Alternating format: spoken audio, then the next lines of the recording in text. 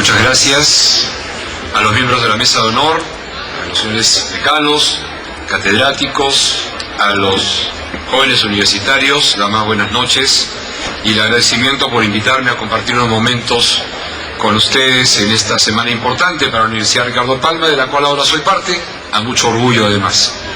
Me han pedido que dé una pequeña charla sobre el TLC, básicamente el TLC de Perú con los Estados Unidos, al cual he estado muy ligado y muy involucrado en su negociación, pero sobre todo también tocando los puntos de impactos económico, social y ambiental del TLC en esta semana, en que estos han sido los temas que han motivado estas actividades, como he escuchado, las que todavía les falta, que también tienen que ver con el tema del impacto social y ambiental. Y además mencionar algunos otros temas en el camino, y ojalá que al final de esto tengamos unos momentos para poder también recibir las preguntas que algunos de ustedes tengan a bien hacerme. Debo mencionar que los alumnos de mi clase, el día de hoy esta conferencia contará como clase para los efectos, y también tengo que darles una noticia que no sé si es buena o es mala para ustedes. Yo espero que para el Perú sea buena, y que probablemente voy a tener que sentarme 2 semanas después de la próxima para tratar de culminar la aprobación del TLC con Estados Unidos en el Congreso americano, que esperamos esté finalizada hacia el 15 de noviembre, y de ahí hay otro trabajo que vamos a verlo ahora. Lo primero que quiero mencionar es que Perú se encuentra en una política de crecimiento económico, de apertura comercial, de abrir mercados en el mundo, y todo esto tiene un solo objetivo: generar más trabajo, generar más empleo digno en el Perú, para que los peruanos no quieran irse a otros países, para que haya oportunidades para los jóvenes universitarios que egresan, que puedan tener oportunidades para realizar y aplicar su profesión, lo que han venido y estudiado, para que los peruanos en los diferentes rincones del Perú, en las regiones, en todas las localidades, tengan la oportunidad de tener un trabajo con el cual mantener dignamente a su familia, y que puedan tener para sus hijos un futuro mejor del que tuvieron ellos en su vida laboral, en su paso por las dificultades que presenta la vida. Ese es, por eso pongo como primera lámina el por qué impulsar la apertura comercial. Impulsamos la apertura comercial porque tenemos un país con un mercado pequeño en términos globales, 28 millones de personas. Vamos a ver cuánto arroja el censo. Sé que muchos se han escondido para no tener que contestar las preguntas, pero vamos a tener un resultado más o menos similar al que hubiese dado un censo estadístico, en el que no nos hubiesen obligado a quedarnos todo el día en la casa, pero creo que había unas preguntas dentro del censo que era importante que se realizaran a todos, y de repente hay algunas que no se han hecho y se debieron hacer. Pero el tema es que somos 28 o más millones de personas, pero en el concierto global es una población pequeña. Estados Unidos tiene 300 millones, Europa tiene más de 400 millones, solo Brasil tiene 130 millones, la China tiene 1.300 millones, la India 1.000 millones. 28 millones es una pulga al lado del mundo, y además 28 millones de los cuales pocos son verdaderos consumidores. Somos un país con una debilidad económica todavía. Justamente queremos ver cómo podemos salir de esa debilidad económica para que tengamos más consumidores, que significa más peruanos que tienen acceso a más bienes y a más servicios a los cuales antes no lo tenían. Entonces, esa es la razón de la apertura comercial. Abrimos mercados porque a quienes podemos venderles para poder generar trabajo en el Perú es al mundo entero. Mientras más gentes tengamos o clientes tengamos en el mundo entero, tendremos más cosas que hacer, o más servicios que dar, o más aplicaciones en las cuales poner a práctica nuestra profesión, que si simplemente nos centramos en el mercado interno. Han habido décadas en las cuales el mercado estaba cerrado. Es una estrategia de desarrollo económico hacia adentro. Cerramos las fronteras, hoy no ponemos murallas, pero ponemos aranceles, que es como las murallas. No sé cuántos de ustedes recuerdan acá, seguro algunos de los que están sentados en primera fila, pero hace 20 o 30 años los aranceles eran un ejemplo. Un televisor a color tenía un arancel, no recuerdo si era de 150% o de 300%. Un auto tenía un arancel de 1000%. O sea, Era imposible, pues ¿quién iba a comprarse un auto que en el lugar de origen le podía costar $20.000 y tenía que pagar por ese auto $100 o $200.000 de arancel para poder ingresarlo al Perú? Estaba prohibido, ¿no? Y además había muchas cosas que estaban técnicamente prohibidas. Y esos son las murallas a los productos, son los aranceles. Una forma de desarrollar, basado solamente en un mercado interno, que lo pueden hacer países con grandes poblaciones, como no. Brasil durante mucho tiempo desarrolló más o menos bien con su mercado interno, porque son 180 millones de personas. Pero Perú con 28, de los cuales los consumidores eran 2,5 millones, me olvidé de mencionarlo cuando hablaba de cuántos son consumidores, 2,5 millones de verdaderos consumidores. Ahora hemos subido alrededor de 4 millones de consumidores, pero no los 4 millones tienen el mismo nivel de capacidad de consumo. No los 4 millones de consumidores peruanos se pueden comprar un Toyota del año. La mayoría de ellos no pueden comprar un carro, pero aquellos que pueden, seguramente pueden comprar un carro usado. Pero si cerramos las fronteras, desarrollamos industria, pero industria solamente para los peruanos. ¿Y qué pasa cuando desarrollamos industria solamente para los peruanos y no permitimos que vengan productos de afuera que compitan con ellos? Los precios internos son caros y la calidad es mala. Y nuevamente apelo a los que recuerdan, pero les cuento a los que no recuerden. Hace 20 años más o menos, o 30, sí, había una fábrica de carros en el Perú. Toyota tenía una ensambladora en el Perú, y creo que después puso Nissan o Gilman. Y el Toyota 1800 costaba $20 o $25.000 y se deshacía en 2-3 años. O sea, era caro y de mala calidad. Y además, obviamente, era un Toyota que nuevo, te sentabas adentro y no era como sentarse en un Toyota importado, ¿no? O sea, en la calidad, nuevecito sin haberlo usado, también uno veía la diferencia. Entonces, ¿a quién castiga? Claro, genera un trabajo, digamos, y además genera un trabajo con un tope, hasta lo que puede consumir el mercado interno, hasta ahí nomás genera trabajo. Y de ahí para arriba ya no, ahí se estancó. Pero afecta al consumidor porque lo obliga a comprar productos malos y caros. Entonces tenemos que abrirnos al mundo, la apertura comercial, por estas dos razones. Una, para generar desarrollo económico, producción que genere puestos de trabajo, y dos, para beneficiar al consumidor, que pueda tener la opción de comprar el producto que le parezca mejor al precio que más le conviene. No necesariamente todos van a comprar el producto más barato, ni necesariamente todos van a comprar el mejor producto. Dependerá de la combinación de calidad con precio, acorde a la capacidad o al deseo de cada consumidor. Y eso se logra con la apertura comercial. Veamos qué ha pasado con las exportaciones de Perú al mundo en los últimos años, desde que empezó la verdadera apertura comercial con conseguir otros mercados. En el 2001 conseguimos que Estados Unidos nos diera una extensión de un mecanismo que ya venía funcionando por 10 años, pero que básicamente estaba orientado a permitir que ingresen productos peruanos a los Estados Unidos sin aranceles, pero eran básicamente productos o primarios, minerales, algunos productos pesqueros, pero en primarios, harina y pescado, y otros productos, pocos de los que no producíamos, pero la mayoría que no producíamos, cerca de 5.000 y pico de partidas. Pero habían dejado los americanos, porque es un producto sensible en el Perú y en cualquier país del mundo, es un sector sensible, el sector de las confecciones, el sector de la agroindustria, el sector del calzado, son sectores que generan mucho puesto de trabajo en los países y que los países están obligados a defender, porque si es que lo entregan a un productor extranjero, como podría suceder, por ejemplo, si abrimos rápida e indiscriminadamente la entrada de confecciones de la China, el sector peruano de fábrica de confecciones destinada al mercado interno desaparece en 3 meses.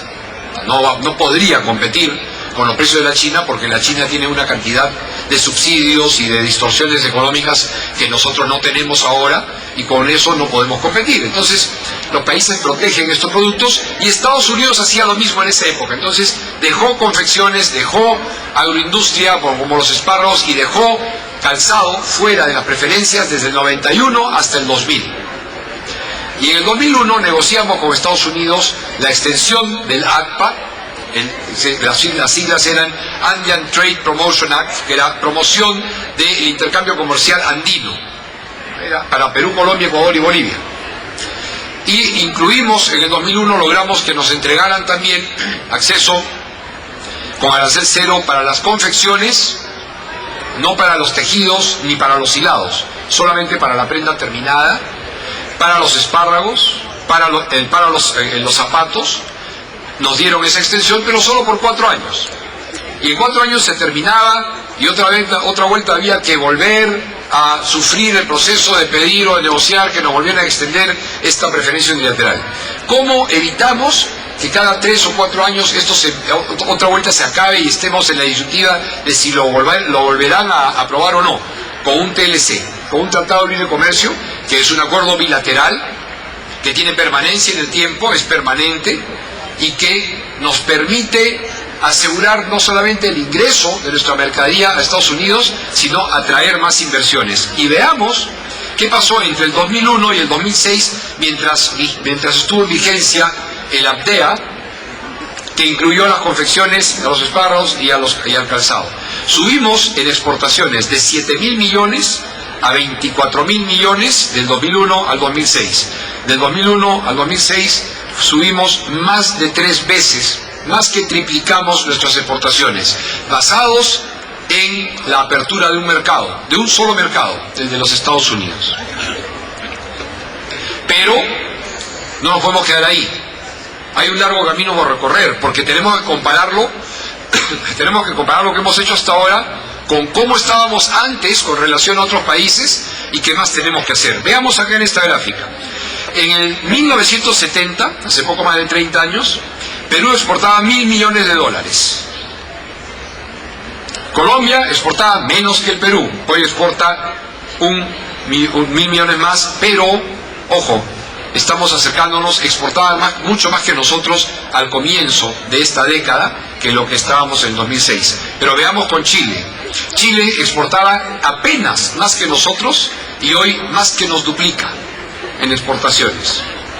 Singapur exportaba 50% más que nosotros y hoy exporta 10 veces más que nosotros.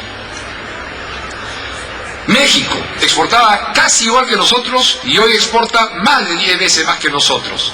Hong Kong exportaba el doble, 2 veces y media más que nosotros y hoy casi nos pasa a 15 veces. Y Corea, miren a Corea. Corea exportaba hace 30 años igual que Perú, lo mismo. Y hoy exporta 330.000 millones de dólares y Perú 23.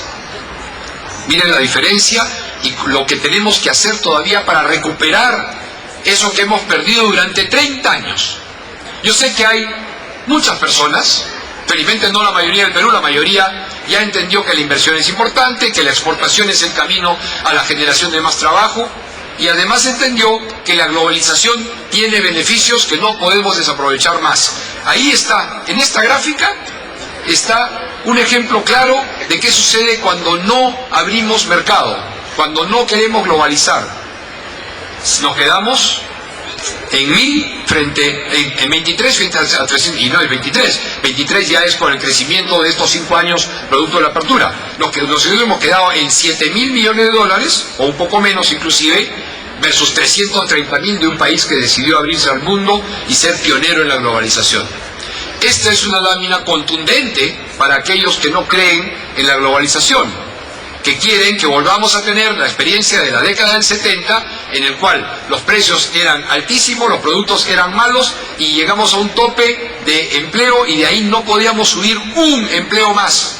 Nos generábamos, teníamos más desempleo del que tenemos hoy sin ninguna duda y más pobreza. Entonces, ¿qué tenemos que hacer? Obviamente tenemos que hacer una política agresiva de apertura de mercados y no solamente concentrada en el de los Estados Unidos. Tenemos que integrarnos al mundo. Y la estrategia de integración al mundo pasa por las negociaciones comerciales internacionales, cosa de lo que estamos hablando con el taller en el cual comparto con los universitarios acá en la Ricardo Palma. ¿Cuáles son los objetivos de una negociación comercial internacional? En primer lugar, mejorar las condiciones de acceso a los mercados externos o conformar mercados ampliados. ¿Qué significa mercados ampliados? Conformar mercados ampliados. Por ejemplo, la Comunidad Andina es un mercado ampliado. Nos hemos juntado con nuestros países vecinos para intentar hacer un mercado común que podamos aprovechar mutuamente de más consumidores y poder tener una fortaleza económica más sólida frente a otros bloques comerciales con los cuales tenemos que negociar apertura comercial, como es el caso ahora de la Comunidad Europea y de EFTA, en la cual estamos negociando como Comunidad Andina y también con Canadá. Brindar reglas y disciplinas claras y previsibles para el comercio exterior. Este es un tema fundamental, porque si queremos que venga la inversión para generar el trabajo que nos falta para que los peruanos todos puedan vivir mejor, tenemos que atraer inversiones. Y las inversiones van a los países en donde hay estabilidad jurídica, en donde hay estabilidad democrática, en donde hay estabilidad tributaria. Esos son temas que los inversionistas ven como los 3 primeros y más importantes cuando van a decidir a qué país ir a invertir. En un país donde hay inestabilidad democrática, no van. En un país donde, habiendo democracia, las reglas de juego, el sistema jurídico no es muy bueno, no hay seguridad de que si es que hay un problema, un diferendo, lo van a resolver los jueces justamente, prefieren no ir a ese país, buscarán uno donde hay una justicia más confiable. O si las normas tributarias cambian todos los días, como sucedía en décadas anteriores, entonces tampoco van ahí. A los inversionistas les gusta el capital. El capital es cobarde, no va a donde el riesgo es alto. El capital va a donde el riesgo es bajo y donde además la rentabilidad es alta. Donde el riesgo es alto, buscan rentabilidades muy grandes y entonces pueden entrar solamente si es que hay protección de mercado para que nadie compita y ellos puedan tener precios excesivamente caros, ganar 200, 300%, en vez de ganar una utilidad razonable de 10, 15, 20 o hasta 30% en algunos casos, y no más, ¿no? Entonces, estos temas de reglas claras son una condición que los inversionistas buscan y que el TLC asegura. Brindar un marco para la inversión extranjera directa, que además de reglas claras y estables, es decirle a los inversionistas: vengan al Perú, porque además de ser un país democrático, estable jurídicamente, estable tributariamente y económicamente, y estar en crecimiento económico, ven, porque te ofrezco, por ejemplo, contratos de estabilidad tributaria. Porque te ofrezco, por ejemplo, como estamos ahora discutiendo en el Consejo de Ministros, reducir la tasa del impuesto a la renta si es que las utilidades son reinvertidas en la empresa. Si lo que gané este año yo lo dejo en la empresa para que la empresa crezca, genero más puestos de trabajo, tienes una tasa menor que si es que sacas las utilidades y te las llevas a ponerla en tu cuenta del banco personal.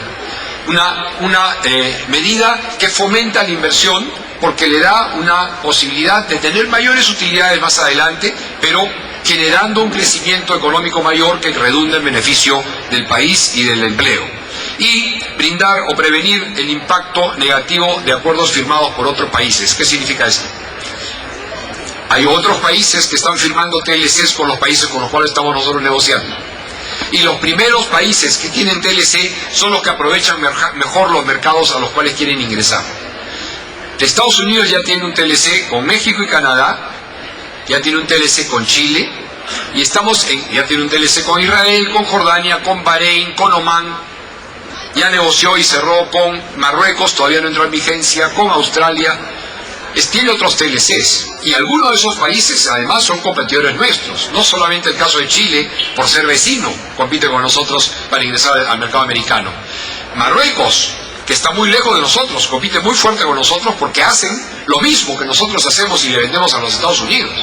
Pero felizmente todavía hay una gran cantidad de países que hacen lo mismo que hacemos nosotros, que no tienen TLC con Estados Unidos. Así es que mejor tengámoslo rápido y tengamos la mayor cantidad de TLCs con la mayor cantidad de países primero, para que podamos ya haber puesto el pie en el mercado de ese país, porque será más difícil que nos lo vayan quitando o reduciendo.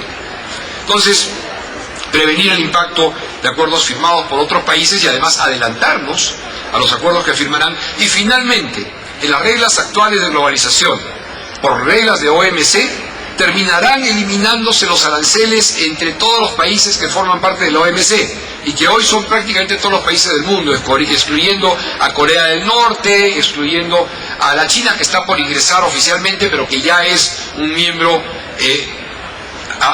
parcial de OMC con un protocolo de adhesión, es decir, no hay casi nadie que esté fuera, o ningún país importante va a estar fuera de la eliminación de aranceles muy pronto, y mejor eliminamos nosotros los aranceles para ingresar nuestros productos a otros países antes que el resto. Este es un mapa con los países con los cuales tenemos TLCs, o ya hemos terminado de negociar, o estamos negociando Tratado de Libre Comercio.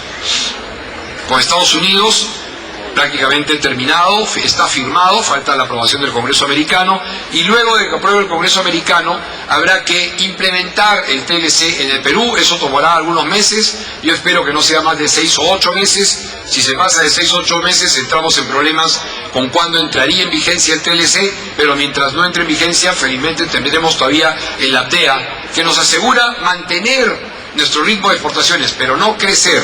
El APTEA ya no ayuda más a crecer a nuestra economía, ayuda a que se mantenga como está. Necesitamos mecanismos que ayuden a crecer más la economía permanentemente, y esos son la apertura comercial con los tratados de libre comercio. Tenemos la Comunidad Andina, estamos ya asociados a Mercosur, tenemos casi un TLC con Chile, que se llama un acuerdo de complementación económica, porque hay todavía 2 o 3 puntitos que no están incluidos en el tratado y que son necesarios para que se llame TLC. Tema financiero de servicios. Con la China empezaremos a negociar el próximo año, igual que con Corea. Con APEC, ya somos miembros de APEC, no tenemos TLC con todas sus economías, pero obviamente, siendo miembros de APEC, es un grupo de países objetivo con el cual tenemos que negociar Tratado de Libre Comercio. Con Australia tenemos planeado también negociar en el futuro cercano, igual que con Nueva Zelanda. Con la India y obviamente, como mencioné hace un rato, con la China. La Unión Europea está en curso la negociación, igual que EFTA, y con Canadá ya está bastante avanzada, y para fin de este año esperamos que esté terminada y pueda entrar en vigencia rápidamente. La estrategia de integración al mundo pasa también por la aplicación o el trabajo de una agenda interna. ¿Qué más tenemos que hacer los peruanos, aparte de tener TLCs, para tener éxito en el crecimiento económico, en el crecimiento de las exportaciones y en la atracción de inversiones? Y además, para que los peruanos vivan mejor, tenemos un trabajo interno en el Perú que hacer, muy grande. Lo mencionaron cuando hablaban de las instituciones en las que soy o he sido parte, y me tocó conducir el Consejo Nacional de Competitividad hasta lograr el desarrollo y la puesta en vigencia del Plan Nacional de Competitividad, que ahora no está tan activo como estuvo cuando yo era ministro y encargado de ese tema. Logramos sacarlo adelante, pero es un tema que, habiendo estado dormido durante décadas y que despierta de vez en cuando, se vuelve a dormir, y no podemos permitir que se duerma. Esa agenda interna, igual programa de competitividad, o igual como le llamó Hernando de Soto, yo creo que equivocadamente, porque TLC para adentro es un poco de contradicción. Tratado de Libre Comercio, Tratado de Libre Comercio para adentro, no podemos negociar el Tratado de Libre Comercio entre nosotros, pero podemos hacer mejor el Tratado de Libre Comercio para los peruanos, y de eso se trata. La competitividad o la agenda interna. Y hay que focalizar en 4 rubros fundamentales. Número 1, y no puede ser de otra manera, el capital humano. Es decir, la capacidad del ser humano, del peruano en este caso, de tener la capacidad, no, sino más bien la oportunidad de desarrollar sus capacidades y poder ser una persona que tenga mejores opciones hoy y mañana. Y eso se logra con una buena educación, pero una buena educación en una persona con salud. No sirve igual una buena educación en una persona que no tuvo buena nutrición desde la edad materno-infantil, es decir, desde que lo estaba concibiendo la madre en el útero. La madre también tiene que tener buena alimentación y salud para que el hijo nazca sano y fuerte, y que pueda tener la capacidad de asimilar los conocimientos que le puede brindar la mejor educación. No sirve de mucho si no hay el uno con el otro, educación con nutrición y salud desde la etapa materno-infantil. Segundo, el desarrollo de innovación, tecnología y de investigación. En el Perú se destina alrededor del 0.1% del PBI a desarrollo, investigación e innovación. En Chile, 2.5%. En Israel acaban de aumentar de 2.8 o 3 a 4,5% su inversión en investigación y desarrollo. Chile también planea llevarlo hasta niveles de 4%. Y en Perú estamos en 0.1%. Y además castigado, porque plata o el dinero o los recursos que ponen las empresas en investigación y desarrollo no puede ser deducida por la empresa como gasto. Se considera como inversión y por tanto tiene que pagar impuesto como si fuera renta. Lo cual es un error y ya está en vías de corregirse, porque tenemos que darle, igual que fomento a la inversión, tenemos que darle fomento a la investigación, al desarrollo de tecnología y a la innovación. Tercero, el desarrollo de clústeres y cadenas productivas para lograr una economía de aglomeración. No todas las empresas peruanas pueden ni podrán jamás exportar a mercados como Estados Unidos, porque es un mercado que pide grandes cantidades con presión muy fuerte por cumplimiento en tiempo y con grandes penalidades si es que no cumples en calidad, cantidad o tiempo establecido. Entonces tenemos que, en primer lugar, las empresas medianas y pequeñas estarían, por definición, fuera de posibilidad de poder venderle a la mayor cantidad de empresas americanas. Sí le venden hoy día a empresas chilenas, ecuatorianas, bolivianas. Estamos en nuestro mercado de acá, ¿no?, del barrio, pero realmente para crecer significativamente tenemos que dar un salto cualitativo y cuantitativo. Y para lograrlo, para estas pequeñas o medianas empresas, lo que tienen que hacer es asociatividad, conglomerados, clústeres productivos, como por ejemplo existe en Lería El Salvador en el clúster de la madera, de los muebles de madera, que han logrado una economía de escala en que todavía les falta, pero ya tienen un CITE, que es un centro de innovación tecnológico de madera, que le da servicio a todos estos fabricantes de muebles y juntos desarrollan estándares de producción, estándares de calidad. Pueden compartir servicios comunes, como por ejemplo, no cada empresa pequeña puede pagarse un contador, un analista de sistemas, pero si se consorcian 4 o 5, ya pueden pagar un buen contador para no tener problemas con la SUNAT. Ya pueden pagar a una persona que se encargue de tratar de conseguirle clientes en el extranjero. Una que consiga clientes para 4, 5 o 10 o 20 empresas que puedan acumular producción y exportar todos. No se trata de competir entre ellos, sino de unir fuerzas. Y finalmente y fundamental también el desarrollo de infraestructura, porque no sirve de mucho muy buenas empresas con un extraordinario producto si es que transportarlo hasta el mercado de destino cuesta muy caro. O, como sucede en el Perú, por ejemplo, ahora estamos firmando los contratos de las interoceánicas.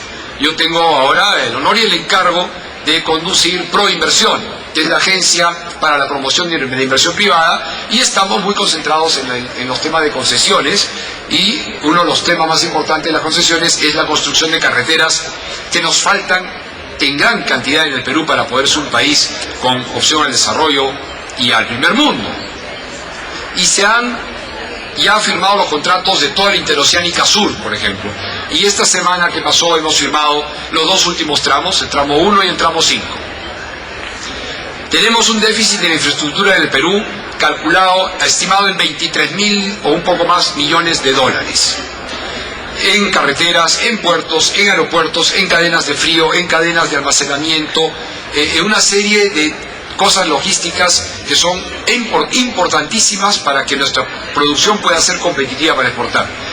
Y les hablaba de la interoceánica porque hay muchos productos en la sierra, o peor en la selva, que serían exportables, pero en las carreteras con las condiciones actuales lo montan en un camión y cuando llegó a la costa está chancado y ya no sirve para exportar. Si no tenemos buenas carreteras, no podemos exportar los productos, sobre todo del agro, que se cultivan en la sierra y en la selva. Y Proinversión es parte de esa agenda interna y del propósito de mejorar la competitividad. Desde la creación de Proinversión hasta la fecha se han logrado la ejecución y compromiso de inversiones por más de 8.500 millones de dólares, principalmente en proyectos de infraestructura entre los que he mencionado. Este es un mapa visual rápido de aquello que ya se ha concesionado o está hecho o está en ejecución en estos momentos, como la red vía número 6, los ramales de IRSA Norte y Sur. IRSA, por ejemplo, por si acaso, es el Sistema Integrado de Infraestructura Regional Sudamericana, ¿no?, en el tema de carreteras. Y ya tenemos en construcción la red vía número 6, que va desde Lima hasta Pisco y se extenderá ahora hasta Ica, a 2 vías, ¿no?, de doble canal cada una. Los puertos, Ya se concesionó el puerto del Callao con un compromiso de inversión de 620 millones de dólares aproximadamente. Pronto tendremos ya el inicio de las obras que nos permitirán contar con grúas pórtico, que nos permitirán tener menores tiempos de atraque y de desembarque de mercadería, de contenedores, costará menos el flete.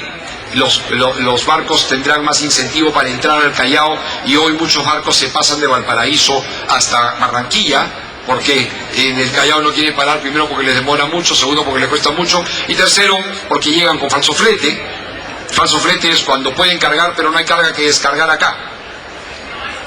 Y el primer paquete de aeropuertos, los aeropuertos del norte que ven ustedes en el mapa, que ya están concesionados y que ya se ven mejor que hace un año antes de que se concesionaran, pero además recién van a empezar las obras de infraestructura, del mejoramiento de los edificios, de las pistas, de los accesos y en general de los servicios. ¿Cuáles son los proyectos que tenemos en cartera en Proinversión? ¿Cuáles son los proyectos que tenemos en cartera en Proinversión?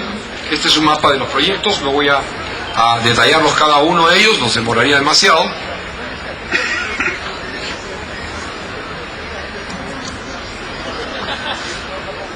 En energía, que es básicamente redes de transmisión eléctrica, para poder darle a las nuevas empresas que van a instalar más turbinas para generar electricidad la posibilidad de transportarla, porque no pueden ponerse nuevas plantas de generación eléctrica si no hay cómo transportar la energía. Nuestro sistema de transporte de energía está saturado.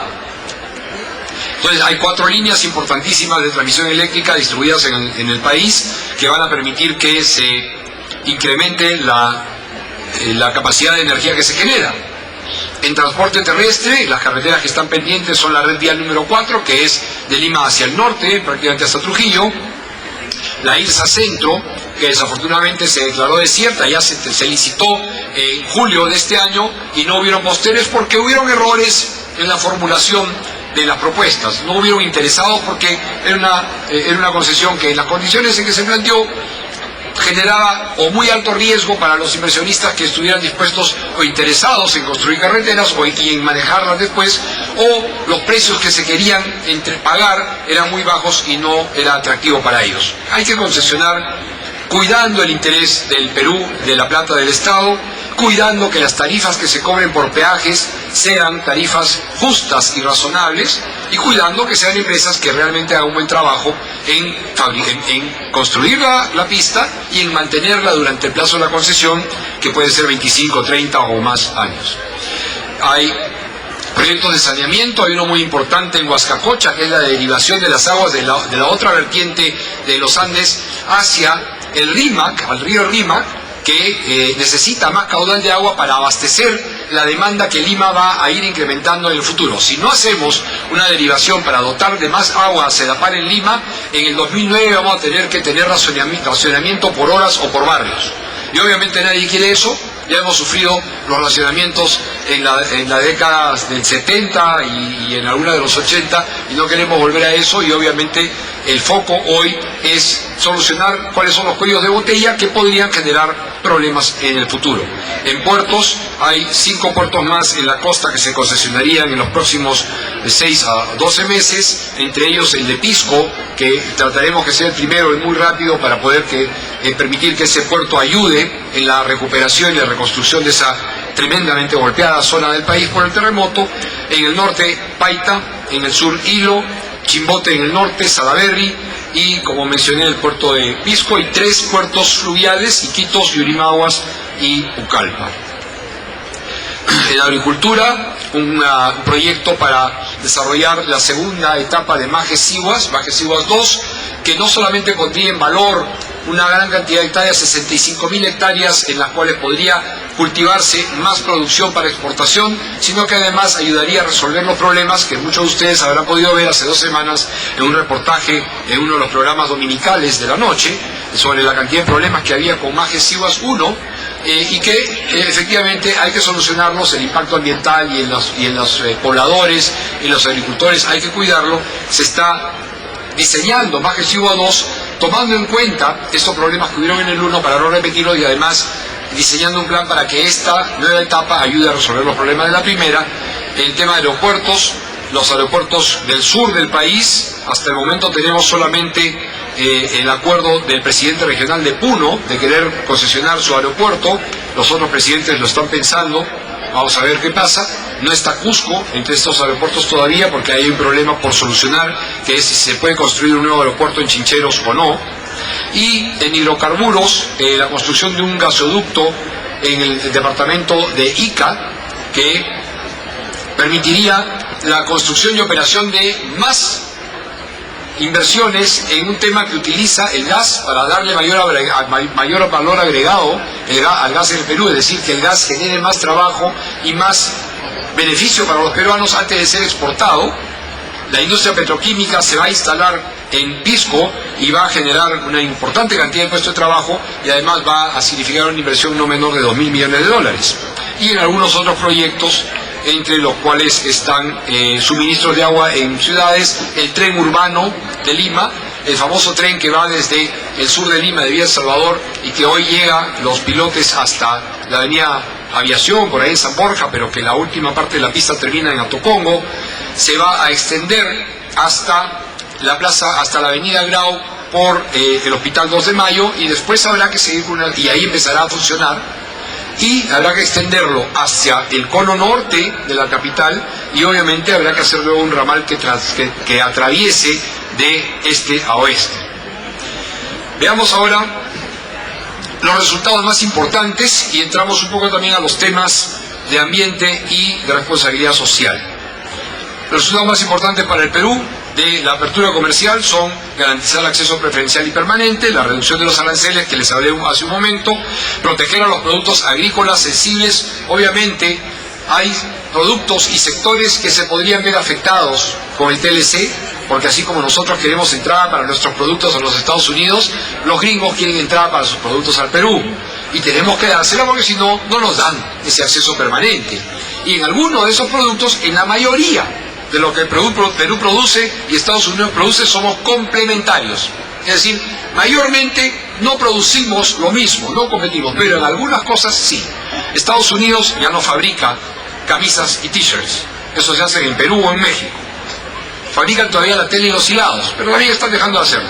Pero Estados Unidos tiene un agro muy fuerte y además subsidiado. Y ese subsidio es el que pone en riesgo algunos productos del agro peruano. Y no podemos dejar que esos peruanos se vean afectados por el TLC. Obviamente que en el Perú tenemos que encontrar qué productos podrían producir ellos para no depender de un subsidio y poder exportar también y tener mejores condiciones de vida. Pero inicialmente hay que ir en su ayuda. Brindarles primero una defensa frente a la competencia inicial y después brindarles capacidad para poder aprender a hacer otras cosas y acompañarlos en la etapa inicial hasta que ya puedan bailar con su pañuelo. Y esas son unas compensaciones internas que se han diseñado y que entrarán en vigencia y son revisables en el momento que entre en vigencia el TLC. Y finalmente, defendimos algunos productos como línea roja que excluimos, como son la ropa, el calzado y las llantas usadas.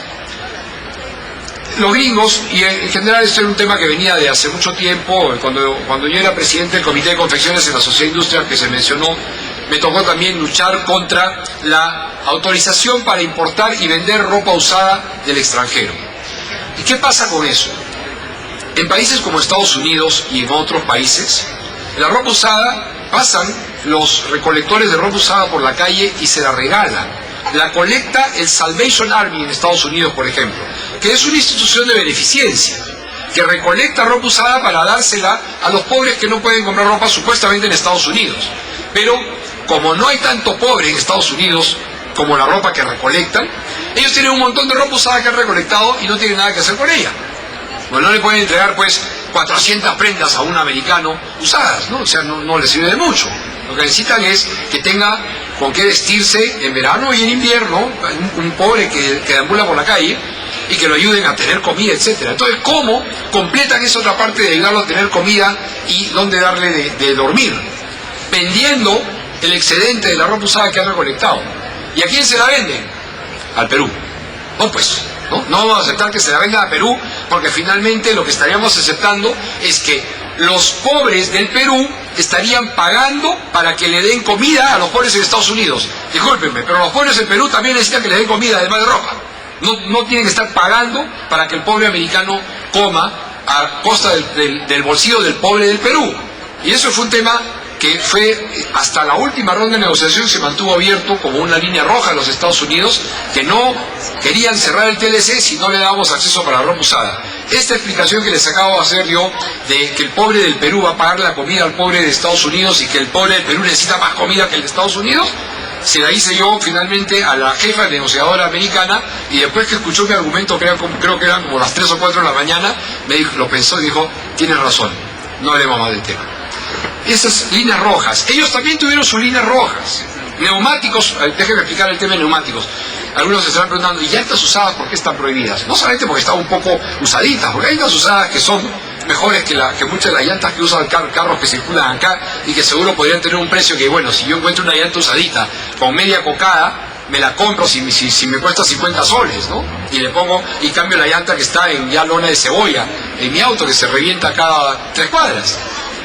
Pero las llantas usadas, pasó algo en la década de los 90, al comienzo de los 90, tuvimos una plaga en el agro peruano, la mosca blanca, y las autoridades de sanidad peruanas se rompían la cabeza pensando cómo entró esa plaga al Perú, en donde no había esta plaga.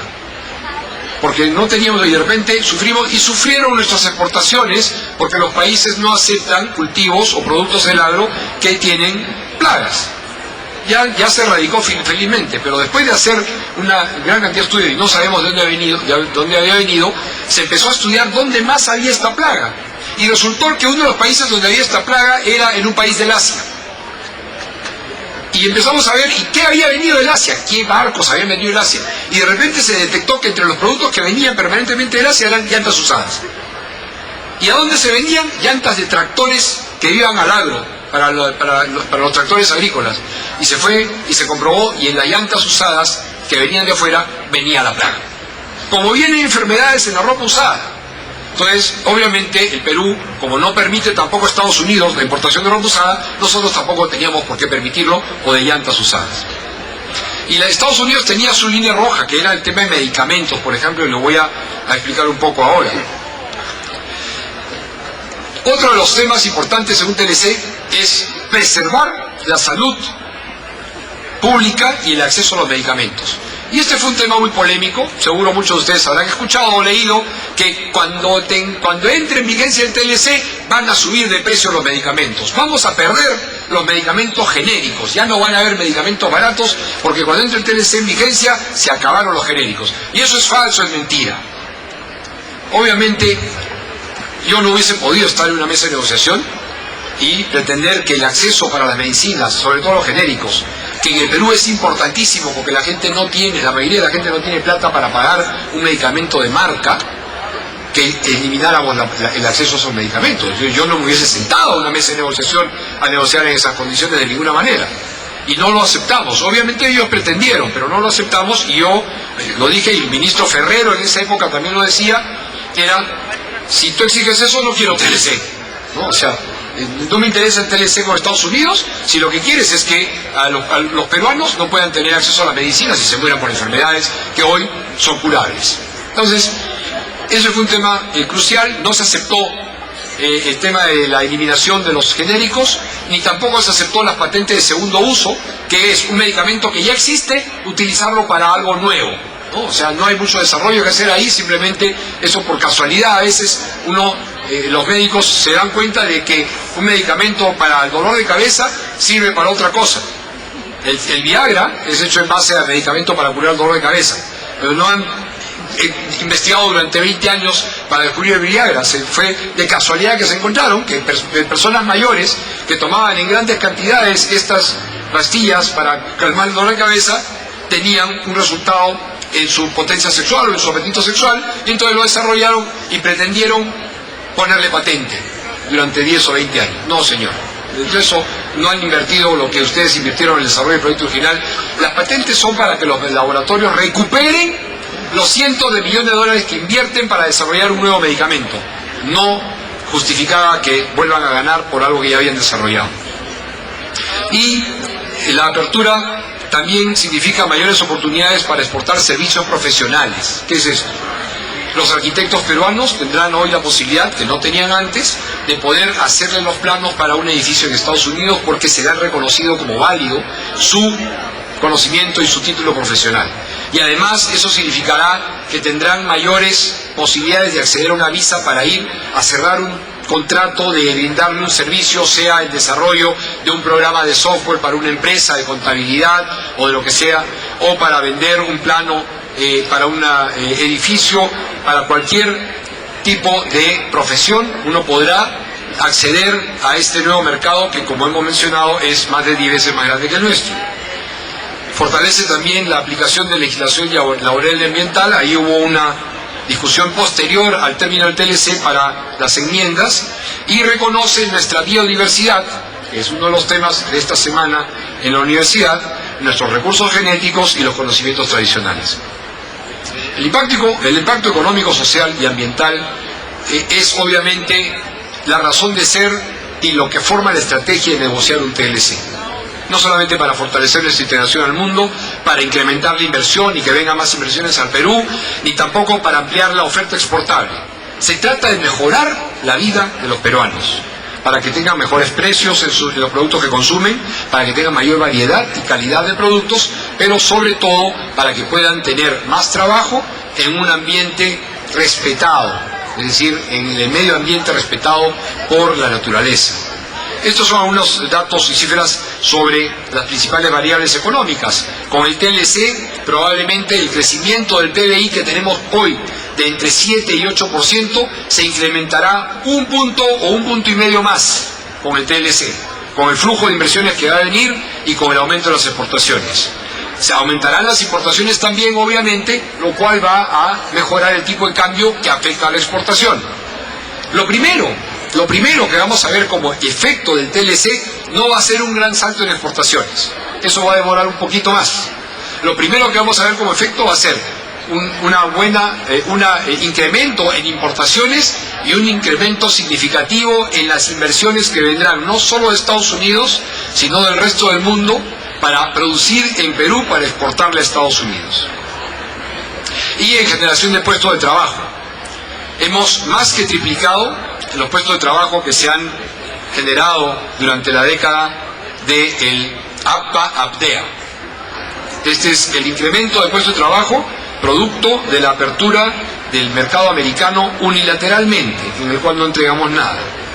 Y este incremento podría continuar generándose más de 1 millón de puestos adicionales más en el Perú, no digo que solamente se van a generar 1 millón de puestos de trabajo en el Perú, solo por efecto del TLC con Estados Unidos se van a generar 1 millón de puestos adicionales hacia el 2015 o 16. Pero como esto trae un desarrollo adicional de la economía y además estamos abriendo más mercados, nosotros esperamos que se generen muchos más puestos de trabajo que este millón para poder cerrar la brecha de desempleo que existe todavía en el país. Ya mencioné a los sectores que podrían verse afectados de la agricultura y las importaciones con su efecto positivo en el consumidor y en la competitividad, porque la importación también permitirá traer maquinarias nuevas de última generación de tecnología para producir en el Perú, y eso mejorará obviamente la competitividad de los peruanos en general. En el tema laboral, el capítulo laboral inicial del TLC era muy escueto y muy breve, y decía que los dos países que firmaban el TLC se comprometían a respetar y a aplicar su legislación interna. Y lo mismo sucedía en el capítulo ambiental. Los demócratas en Estados Unidos, que es un sistema político bipartidario, no como acá que hay 20 partidos, en las elecciones hay 20 candidatos para presidente y finalmente terminan habiendo 6 o 8 grupos parlamentarios en el Congreso. En Estados Unidos hay 2, los demócratas y los republicanos. Los republicanos son más de mentalidad capitalista y de apertura de mercados, los demócratas son de mentalidad más proteccionista y un poco en contra de la apertura de mercados. Y una de las cosas que los demócratas, que han sido minoría durante 12 años, hasta que ganaron las elecciones el año pasado para el Congreso, pedían y exigían, era que en los tratados de libre comercio se incluyeran más y mejores provisiones, tanto laborales como de defensa del medio ambiente. Y los republicanos no les escuchaban. Como era mayoría, levantaban la mano, piteaban, gritaban y después al voto, pluma, al carpetazo, y nunca les aceptaron ninguna de las propuestas que querían los demócratas. El año pasado, en noviembre, ganaron la mayoría en el Congreso americano y ahí fue donde nos vimos en problemas. Pero ni tanto problema tampoco, nos ha demorado la aprobación del TLC en Estados Unidos. Pero creo que no es un mal resultado, al contrario, creo que es un buen resultado el haber mejorado las provisiones laborales y ambientales en el TLC. ¿Cuáles son esas provisiones?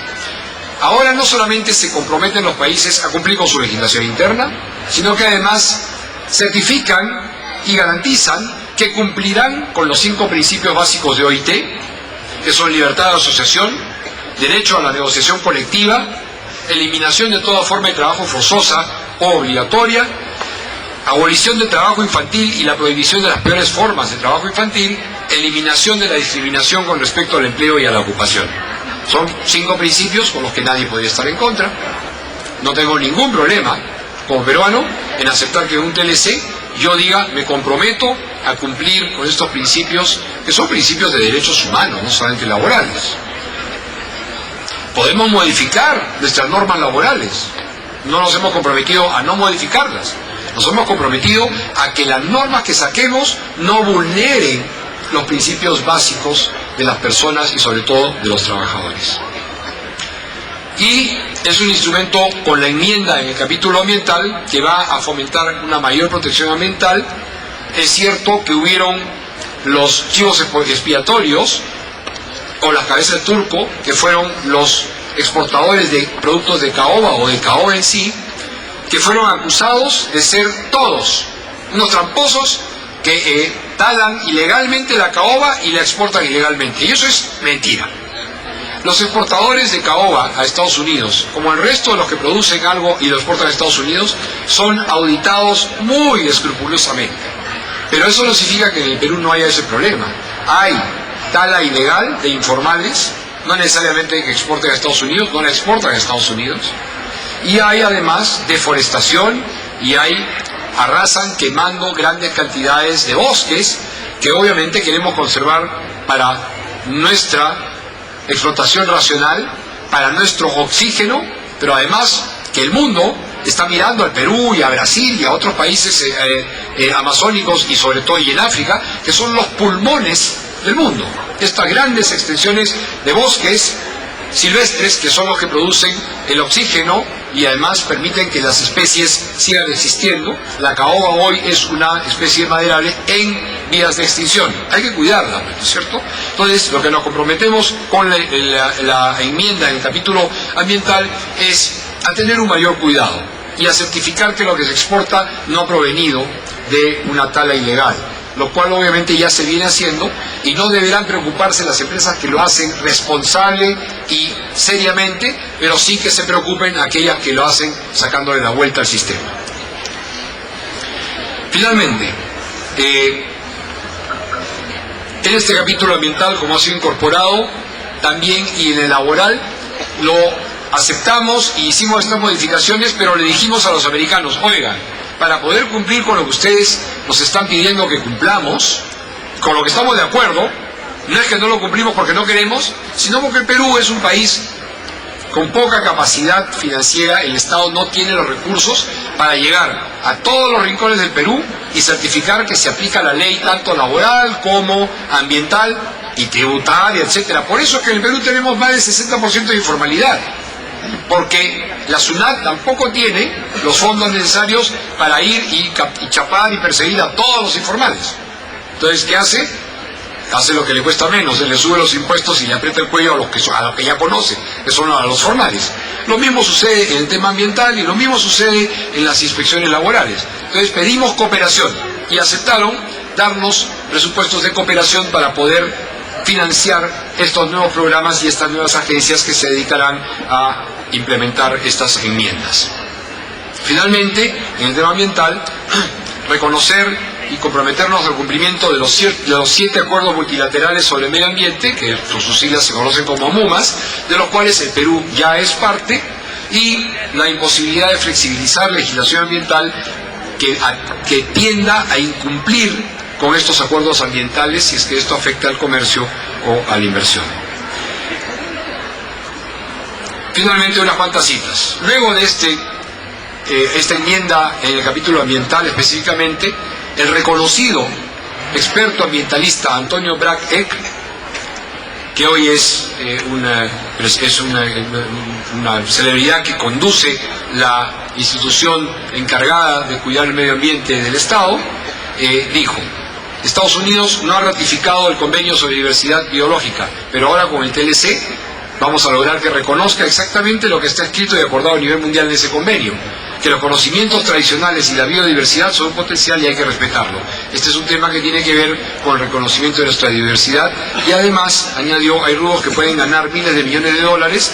La industria forestal puede pasar de 160 millones de dólares anuales exportados a más de 2.000 millones en 10 años sin poner en peligro el medio ambiente y la conservación de las especies. Si es que aplicamos programas de reforestación serios, responsables y monitoreados, no es que no podemos extraer la madera para poder beneficiarnos económicamente como país de los recursos que tenemos, es que la podemos extraer si es que nos comprometemos y las empresas que la extraen se comprometen y cumplen con reforestar las áreas que van deforestando.